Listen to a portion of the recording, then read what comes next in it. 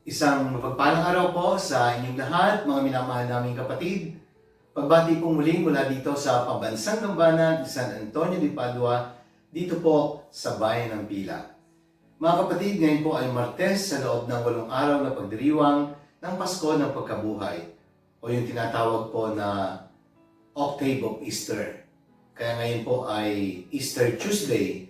At dahil Tuesday, ngayon po ay araw ng Debosyon sa ating santong patron na si San Antonio de Padua. Kaya welcome po sa ating daily Gospel Reflection. Samahan niyo po kami muli sa pang-araw-araw na pagninilay sa mga salita ng Diyos mula sa ating mabuting balita.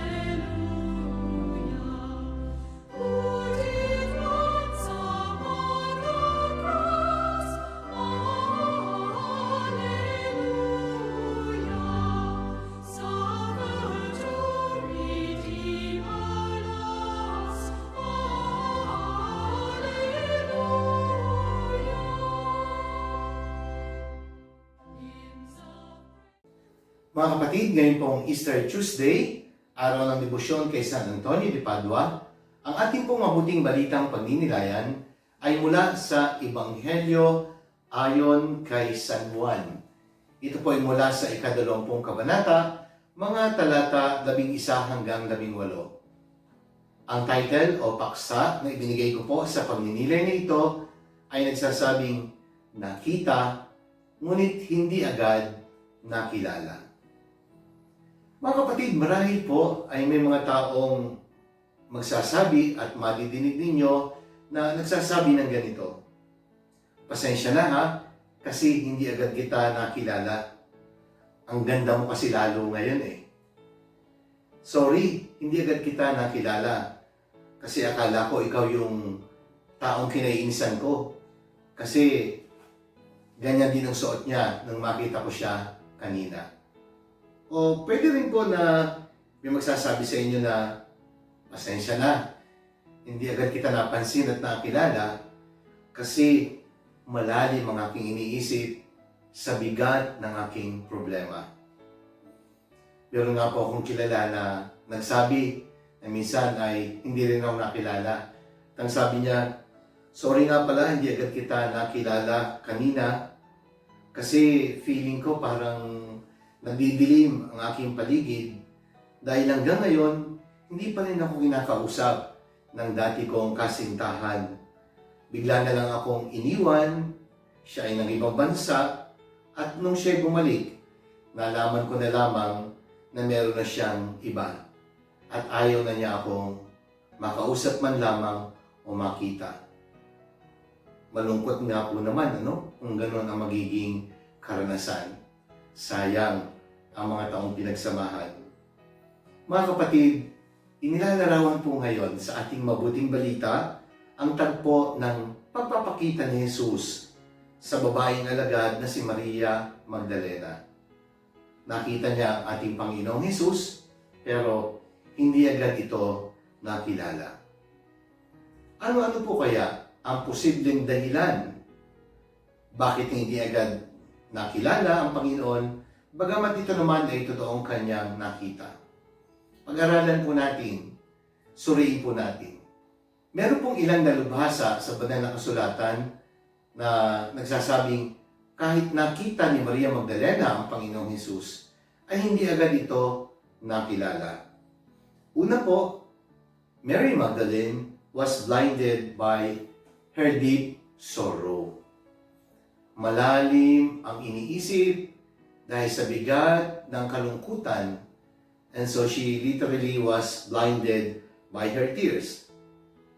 And most possibly because of her tears of sorrow, she was also partly out of her mind. Jesus died and was buried, and now she was thinking that the body of Jesus was stolen.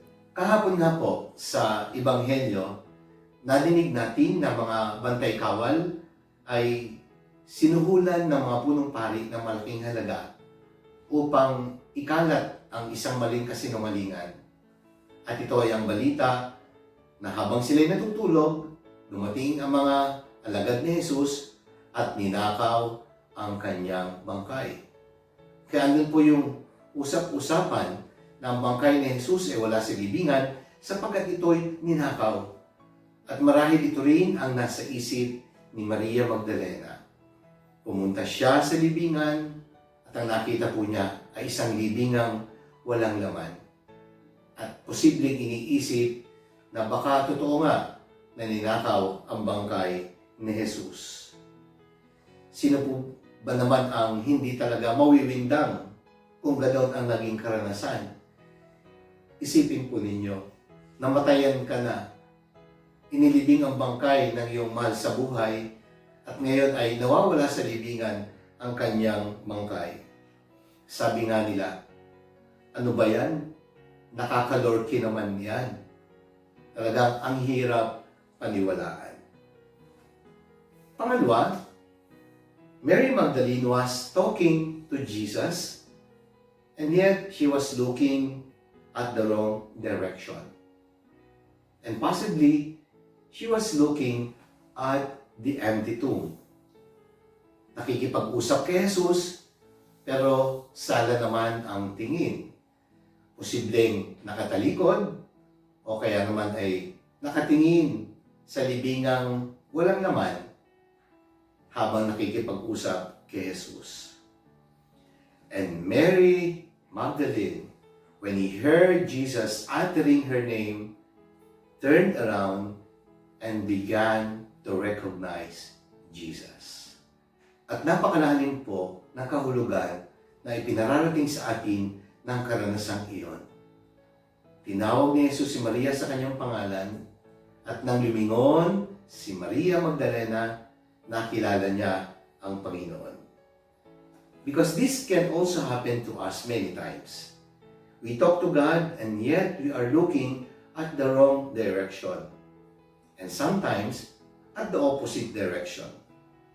We see the storms in our life, but we do not see God standing behind all these storms. Our way of thinking becomes our way of seeing. And the way we see things becomes our way of living. Ang ganda po nun, ano? Para bang sinasabi sa atin, kapag puro pangit at malulungkot na bagay ang iniisip mo araw-araw, hindi malayo na puro pangit at malulungkot na lamang ang makikita mo sa buhay mo. At kapag puro pangit at malulungkot na bagay ang nakikita mo sa buhay mo araw-araw, hindi rin po malayo na maging pangit at malungkot ang larawan ng buhay mo. Ang dami naman pong maganda, bakit hindi mo nakikita? Ang dami namang positibo, pero bakit palaging negatibo ang napapansin mo? May mga tao po talagang toxic ang attitude. Kaya piliin din po natin ang magiging mga kaibigan natin, baka sa halip na maging positibo ang kanilang effect sa buhay natin, ay baka makahawa pa at maging negatibo din ang pananaw natin sa ating buhay. Choose to be happy. Choose to be thankful that God is giving us a lot of blessings every day. Perhaps, out of shame and fear, Mary Magdalene could not even stare Jesus. Ganyan din po naman malimit ang nangyayari sa atin. Maging sa ating mga karanasan, dahil sa ating takot at pagkahiya, na hindi natin magawang tumingin sa taong kinakausap natin. Ang pagkamatay ni Jesus sa krus sa mata ng mga maraming Hudyo ay isang malaking kahihiyan. Kaya nagawa siyang hiyain at libakin ng mga taong walang pananampalataya sa Diyos. At marahil po, itinatago din ni Maria Magdalena ang kanyang identity bilang babaeng alagad ng Panginoong Hesus. Sapagkat labag po sa kultura ng mga Hudyo, ng isang babae ay nakikipag-usap sa isang lalaki. At dalawa lang sila doon. Baka nga naman machismis. When Mary Magdalene turned around, after hearing Jesus calling her name, that was the time she began to recognize that the one she was talking to was Jesus. Mga kapatid, tinatawag din po tayo ng Diyos sa ating mga pangalan. God is calling us by our names. And He wants us to turn around para makita ang Diyos sa ating buhay. Turn around and we will see that Jesus is talking to us, turning our sadness into joy. Turning around could mean changing our perspective, our way of thinking, and even our way of life. Pangatlong dahilan po, she did not recognize Jesus at once, possibly because the bodily form of Jesus after the resurrection was not totally the same with the Jesus they knew before and after the crucifixion. Sabi po ng mga Bible scholars, the presence of the glorified Jesus could already be identified and associated practically with every human person created after the image and likeness of God. Sabi nga po ng isang unknown writer, God gave us eyes to see the beauty of nature. He gave us hearts to see the beauty of God in each other. Ang ganda po, no? At sabi po ni Mother Teresa of Calcutta, a clean heart can see God, can speak to God, and can see the love of God in others. At kapag daw nakikita natin ang Diyos sa iba, makikita din nila ang Diyos sa ating mga mukha. Kaya mga minamahal kong kapatid, tularan natin ang naging karanasan ni Maria Magdalena. Tingnan natin si Jesus sa tamang direksyon. Baguhin natin ang ating pananaw. Maging positibo tayo. Huwag tayong magpabulag sa labis na kalungkutan. At naway makilala natin si Kristo muling nabuhay sa mukha ng bawat isa na nilalang din ng Diyos. Jesus that I see in my heart is the same Jesus that I see in others. Maraming salamat po mga minamahal na kapatid. Sana po ay nakatulong ang pagninilay nito at pagpalain tayo ng Diyos.